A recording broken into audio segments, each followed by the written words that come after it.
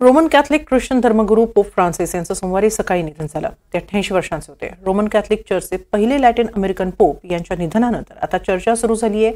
ती नवे पोप कसे असणार, त्यांची निवड कशी होणार याबाबत पाहूया नव्या पोपची निवड कशी केली जाते ते।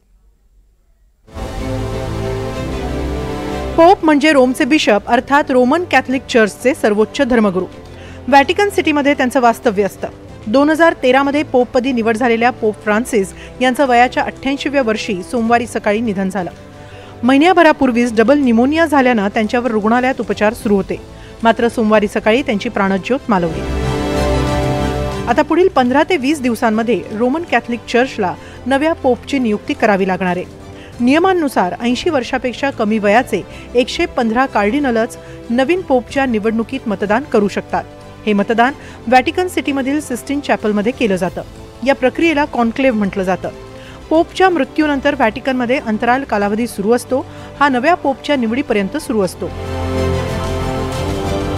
पुरुषच पोप बनू शकतो, यासाठी कोणतीही वयोमर्यादा निश्चित नाही। कोणत्याही कार्डिनलला 2/3 मतं मिळेपर्यंत मतदान होतं। जोपर्यंत कोणत्याही कार्डिनलला 77 कार्डिनल्सची मतं मिळत नाहीत तोपर्यंत निवड प्रक्रिया सुरूच राहते। ही प्रक्रिया अनेक दिवस चालू राहू शकते। पोप फ्रान्सिस यांची निवड होतानाही काही दिवस ही प्रक्रिया सुरू होती। निवडणुकीत गुप्त मतदानाद्वारे कागदी मतपत्रिकांद्वारे मतदान केलं जातं। निवडणुकीसाठी 3-3 कार्डिनल्सचे 3 गट बनवले जातात। पहिला गट स्क्रुटिनियर्स मतपत्रिका मोजतो, दुसरा गट रिवायझर मतांची पुन्हा गणना करतो, तिसरा गट इन्फर्मी इतर कार्डिनल्सकडून बॅलेट जमा करतो। प्रत्येक कार्डिनल दिवसातून 4 वेळा मतदान करतात। स्क्रुटिनियर बॅलेट मोजून दुसऱ्या प्लेटमध्ये ठेवतो। सर्व कार्डिनल्सनी मतदान केलंय का हे तपासलं जातं। प्रत्येक बॅलेटमधून एक स्क्रुटिनियर नाव नोंदवून दुसऱ्याला देतो। दुसरा स्क्रुटिनियरही तसंच करतो। यानंतर तिसरा स्क्रुटिनियर प्रत्येक कार्डिनलचं नाव कॉन्क्लेव्हमध्ये सांगतो। ही प्रक्रिया 2/3 मतं मिळेपर्यंत सुरू राहते। पेपर्समध्ये एक खास केमिकल टाकून ते जाळले जातात। चिमणीतून काळा धूर निघाला म्हणजे निवड प्रक्रिया अजून सुरू आहे। तर पोपची निवड झाल्यानंतर मतपत्रिकांना दुसऱ्या खास केमिकलनं जाळलं जातं। यावेळी चिमणीतून पांढरा धूर निघतो। व्हॅटिकन बाहेर जमलेल्यांसाठी हा एक संदेश असतो। पोप निवडल्यानंतर कार्डिनल स्वतःसाठी एका नवीन नावाची निवड करतात। यानंतर नवीन पोपची घोषणा होते।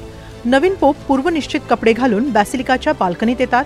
तिथं त्यांची पोप म्हणून पहिली झलक पाहण्यासाठी भाविक जमलेले असतात। त्यांचं ते अभिवादन स्वीकारतात। पोप फ्रान्सिस यांच्या निधनानंतर आता पुढील 267वा पोप कोण असेल याकडे लक्ष असणार आहे। यात काही कार्डिनल्स प्रमुख दावेदार मानले जातात। लुईस अँटोनियो टॅगल हे फिलिपिन्समधील अत्यंत प्रभावशाली कार्डिनल आहेत।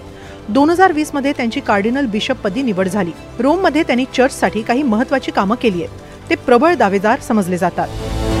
कार्डिनल पिएत्रो पॅरोलिन हे अत्यंत अनुभवी आणि चर्च कारभारात पारंगत समजले जातात। 2013 पासून ते व्हॅटिकन चर्चचे राज्य सचिव म्हणून काम पाहतात।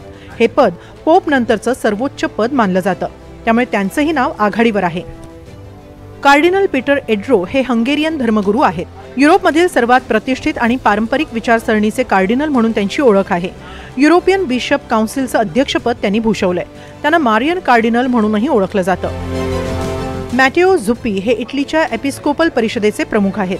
पोप यांचे ते सर्वात जवळचे सहकारी म्हणून ओळखले जातात। पोप पदासाठी त्यांचंही नाव चर्चेत आहे। आता सुमारे 115 कार्डिनल कॉन्क्लेव्हमध्ये जमतील आणि आपल्यातूनच एकाची पोप म्हणून निवड करतील।